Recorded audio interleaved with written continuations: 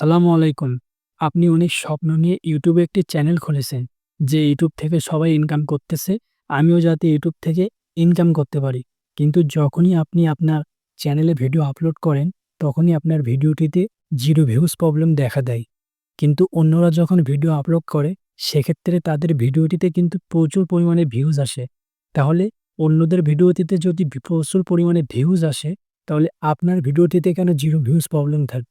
তাহলে নিশ্চয়ই আপনি নিয়মিত কোনো ভুল করে যাচ্ছেন।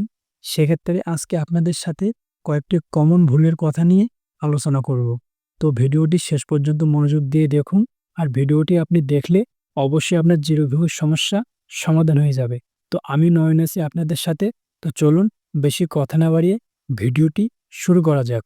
নাম্বার ১, আপনি যদি আপনার YouTube চ্যানেল থেকে নিয়মিত ভিডিও ডিলিট করতে থাকেন, তাহলে কিন্তু YouTube অ্যালগরিদমের কাছে একটি নেগেটিভ সিগন্যাল চলে যাবে যে আপনার হয়তো ভিডিওটিতে কোনো নেগেটিভ সমস্যা আছে। এইজন্য আপনার চ্যানেল থেকে নিয়মিত ভিডিও ডিলিট করা হচ্ছে। যেমন আপনি ভিডিও আপনার চ্যানেলে আপলোড করলেন, কিন্তু আপনার ভিডিওটিতে ভিউজ আসলো না। সেক্ষেত্রে আপনি আপনার ভিডিওটি ডিলিট করে দিলেন। এক্ষেত্রে কিন্তু আপনার চ্যানেলে সমস্যা হতে পারে।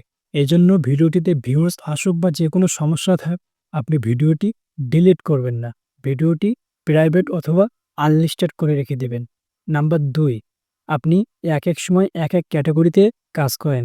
যেমন আজকে একটা ক্যাটেগরিতে কাজ করতেছেন, কালকে আরেকটা ক্যাটেগরিতে কাজ করতেছেন। কয়েকদিন পর, পর আপনি ক্যাটেগরি পরিবর্তন করেন। এভাবে যদি আপনি ক্যাটেগরি পরিবর্তন করে কাজ করেন, তাহলে একসময় গিয়ে আপনার চ্যানেল ডাউন হয়ে যাবে। ভিউজ তো দূরের কথা, আপনার চ্যানেলটা ডেড পর্যন্ত হয়ে যেতে পারে। তো আপনারা একটা ক্যাটেগরিতে কাজ করার চিন্তাভাবনা করবেন। নাম্বার ৩, আপনি যখন একটি নতুন YouTube চ্যানেল খুলবেন, তখন সেই চ্যানেলটার YouTube সেটিংস কিন্তু খুব প্রপারলি ভাবে SEO করতে হবে। এক্ষেত্রে আপনি Chrome ব্রাউজারে যেতে পারেন। সেখান থেকে YT স্টুডিও লিখে সার্চ করে, যেমন channel keyword, advance setting, future eligibility, আপনার ফোন নাম্বার দিয়ে এগুলা SEO করে রাখবেন। আপনি যদি আপনার চ্যানেলটি খোলার পরে যদি সেটিংটি সুন্দরভাবে SEO না করেন, তাহলে কখনোই কিন্তু আপনার ভিডিওটিতে ভিউজ আসবে না। নাম্বার ৪, আপনি আপনার YouTube প্ল্যাটফর্ম হোক অথবা সোশ্যাল মিডিয়া যেকোনো জায়গা থেকে একটি ভিডিও ডাউনলোড করলেন। সেই ভিডিওটি সেমভাবে আপনার চ্যানেলে আপলোড করে দিলেন। এক্ষেত্রে কিন্তু কখনোই আপনি ভিউজ পাবেন না। কারণ সেই ভিডিওটি কিন্তু এর আগেও YouTube প্ল্যাটফর্মে রয়ে গেছে।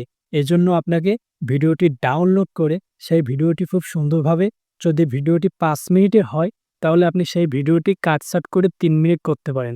অথবা সেই ভিডিওটিতে আপনার নিজের ভয়েস অথবা ফেস, এক কথায় নিজের ক্রিয়েটিভিটি এড করতে হবে। তাহলে অবশ্যই আপনি জিরো ভিউজ সমস্যা সমাধান করতে পারবেন। নাম্বার ৫, আপনি যখন আপনার YouTube চ্যানেলে ভিডিও আপলোড করবেন, ভিডিও আপলোড করার পর কিন্তু আপনাকে প্রপারলিভাবে আপনার ভিডিওটি SEO করতে হবে।